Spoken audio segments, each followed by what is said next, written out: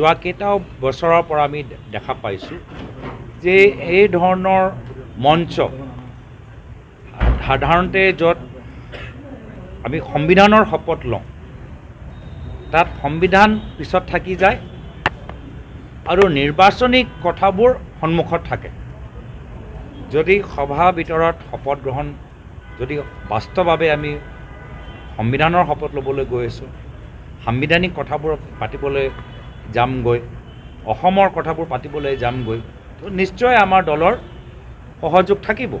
আৰু আমি আগতেও কৈছোঁ যে য'ত চৰকাৰক সুপৰামৰ্শ দিব লাগে আমি বিৰোধী দল হিচাপে সুপৰামৰ্শ দিম।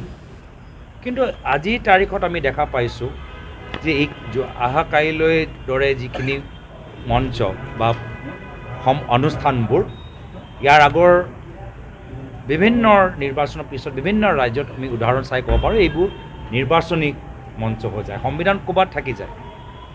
তো সেইকাৰণে বিৰোধী দলৰ আমি বিজেপি দলৰ নিৰ্বাচনী অনুষ্ঠানত আমাৰ অংশীদাৰ হোৱাটো উচিত নহয়।